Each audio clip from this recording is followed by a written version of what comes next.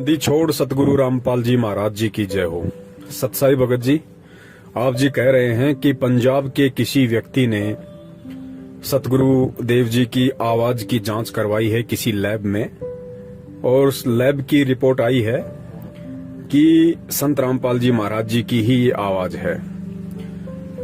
देखिए भगत जी, इस भक्ति मार्ग को और सतगुरु को जानने के दो तरीके हैं। एक तरीका तो ये है कि आप सामान्य व्यवहार से आप परमात्मा को पहचानने की कोशिश करोगे, और दूसरा तरीका है आध्यात्मिक आधार से, तत्व ज्ञान को आधार बना के परमात्मा को पहचानने की कोशिश करोगे। तो पहले वाले तरीके से, जो कि सामाजिक तरीका है, एक व्यवहारिक तरीका है, उस तरीके से आप जी लाख जन्म में भी संत रामपाल जी महाराज जी को या उनकी भक्ति को नहीं पहचान पाओगे। और दूसरा तरीका है आध्यात्मिक तत्व ज्ञान वाला, केवल उसी से परमात्मा की पहचान होती है, दूसरा कोई तरीका नहीं होता है। आप बेंगलोर की जिस लैब की चर्चा कर रहे हैं कि वहां से रिपोर्ट आई है कि हिसार जेल से जो ऑडियो आई है और जो संत रामपाल जी महाराज जी के सत्संगों वाली आवाज है, दोनों एक ही हैं। भगत जी, इस भक्ति मार्ग में हर व्यक्ति के अपने अपने विचार होते हैं, अपने अपने मत होते हैं। मत वैसे एक ही चलता है इसमें परमात्मा का, लेकिन जिस व्यक्ति ने जितना इस मार्ग को समझा है उस हिसाब से दास बात कर रहा है कि भक्ति मार्ग पे सतगुरु के सत्संगों को समझने के बाद में हर व्यक्ति के अपने अपने मत होते हैं। क्योंकि परमेश्वर कहते हैं, जिसकी जितनी बुद्धि उतना दे बताए, उसका बुरा मत मानियो अधिक कहां से लाए। और परमात्मा की वाणी भी है कि जेता घट तेता मता घट घट सोच विचार। तो भगत जी, यहाँ सबके अपने अपने मत हैं, सबके अपने अपने विचार हैं। कोई किसी प्रकार से भी सोच सकता है, किसी की सोच पे कोई भी प्रतिबंध नहीं है। और जिस लैब की आप बात कर रहे हैं भगत जी, ये आप तो बेंगलोर की बात कर रहे हो बड़े भैया, मैं आपको दुनिया के सबसे बड़ी लैब की बात बताता हूँ। जो दुनिया की बड़ी बड़ी लेबोरेटरी हैं, जिन्होंने शोध किए और कई वर्षों के बाद उन वैज्ञानिकों ने उन्हीं लेबोरेटरीज में शोध कर करके, गहन अध्ययन कर करके, दुनिया भर के प्रपंच लगा लगा के उन्होंने ये निष्कर्ष निकाल दिया और पाठ्यक्रम की पुस्तकों में लिख दिया कि इंसान की उत्पत्ति बंदर से हुई है। क्या कहा उन लेबोरेटरीज ने? कि इंसान की उत्पत्ति बंदर से हुई है। अब आप बताइए बड़े भैया, एक तरफ तत्व ज्ञान कहता है, अध्यात्म कहता है कि इंसान एक अलग योनि है और बंदर एक अलग योनि है, और ये आपकी लेबोरेटरी, आपके वैज्ञानिक कह रहे हैं कि इंसान की उत्पत्ति बंदरों से हुई है। और फिर आप कहते हो कि बेंगलोर की लेबोरेटरी ने साबित कर दिया कि हिसार जेल से आने वाली ऑडियो और संत रामपाल जी महाराज जी के सत्संग दोनों सेम है। अब इससे ज्यादा मैं कुछ नहीं बोलूंगा भगत जी। अब आप स्वयं निर्णय कर लेना कि परमात्मा को पहचानने के लिए और सतगुरु को पहचानने के लिए, सतगुरु को पहचानने का मतलब ये नहीं है कि भाई मेरा गुरु 6.5 फीट का है, मेरा गुरु गोरा चिट्टा है, मेरा गुरु ऐसे ऐसे शास्त्र प्रमाणित बातें बताता है, गांव धनाना का है, उनके बाप का नाम नंदलाल जी है, माता जी का नाम इंद्रो देवी है, एक भाई महेंद्र है जो भगोड़ा बन के घूम रहा है। ये सतगुरु को पहचानने का यही फॉर्मूला नहीं होता भगत जी। सतगुरु को पहचानने के लिए तत्व ज्ञान वाली आंखें चाहिए भगत जी। बाहर से तो परमात्मा जनमानुष की तरह, एक साधारण इंसान की तरह, एक आम व्यक्ति की तरह, एक सामान्य संत की तरह लीला कर रहा है। इस लीला में तरीके से लाख जन्म में भी आप उसको नहीं पहचान पाओगे। परमात्मा को पहचानना, सतगुरु को पहचानना केवल उनके ज्ञान को आधार बना के, तत्व ज्ञान को आधार बना के ही पहचाना जा सकता है। और ऊपर से विशेष कृपया उस सतगुरु की भी होनी चाहिए।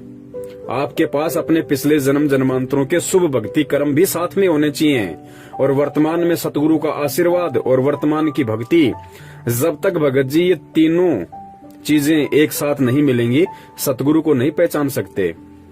जानने को तो सारी संगत जानती है कि हमारे गुरुजी संत रामपाल जी महाराज जी हैं, लेकिन आपके गुरुजी हैं कौन? आपके गुरुजी हैं कौन?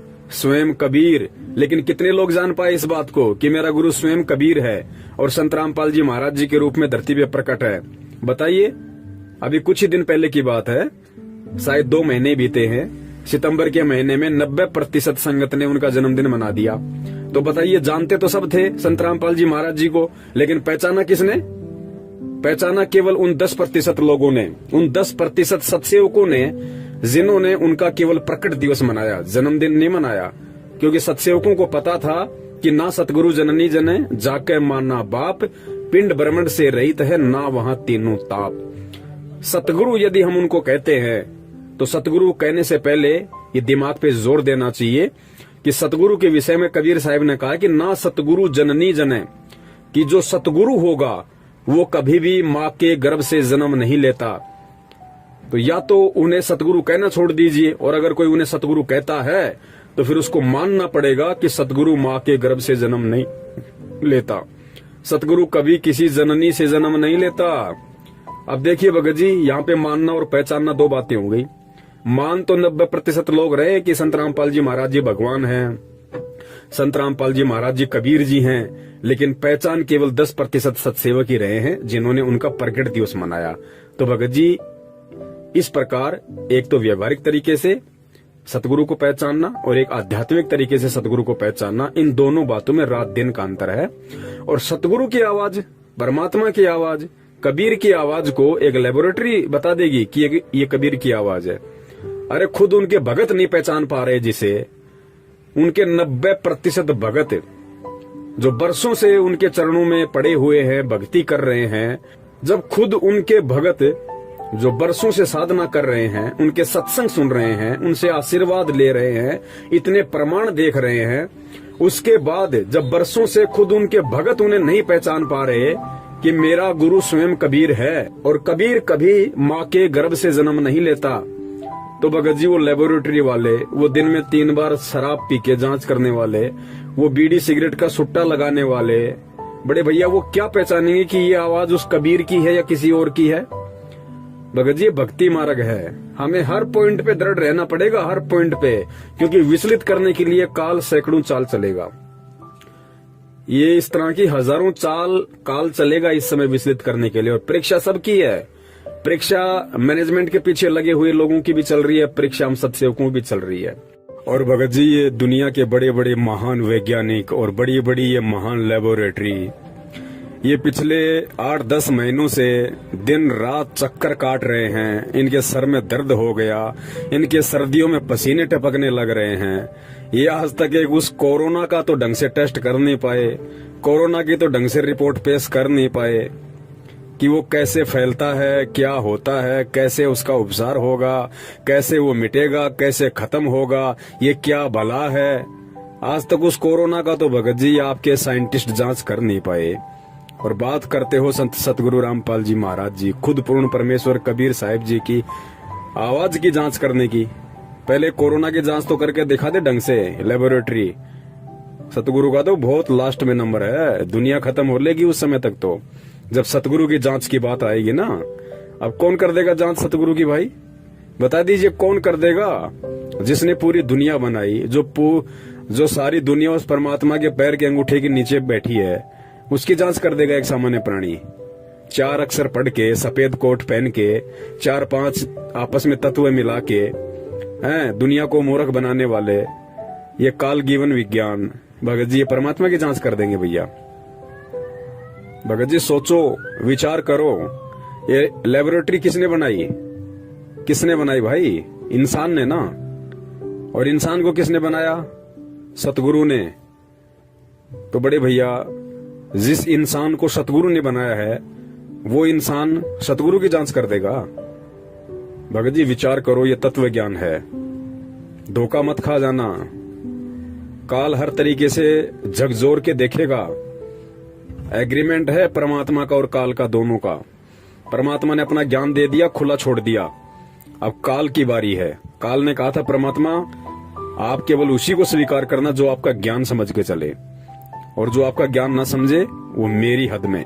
तो भाई काल अपने अपनों को छांट रहा है जो काल की हद में है, जो अभी सतगुरु के ज्ञान को समझ नहीं पाए, सतगुरु को सतगुरु नहीं मान पाए, भगवान को पहचान नहीं पाए, काल उनको छांट रहा है, उनकी छटनी कर रहा है और फिर उनसे कुकर्म करवा के अपने पाले में ले रहा है। यही परमात्मा से दूर होना है। अब जिन जिन लोगों ने इस पीले पर्चे के आदेश पे जितने भी कुकर्म किए हैं, वो छटनियां थी, वो छट चुके हैं। वो लोग परमात्मा की हद से बाहर हो चुके हैं, वो काल के खेमे में जा चुके हैं। भले ही वो 3 टाइम की आरती करते रहो, भले ही वो मंत्र जाप करते रहो, ये मंत्र जाप, ये आरतियां तो काशी में परीक्षा लेने के बाद 25 साल तक हमने खूब की थी। हो गए पार। तत्व ज्ञान की भक्ति भगत जी, एडी से चोटी तक पसीना आएगा समझने में कि संत रामपाल जी महाराज कौन है।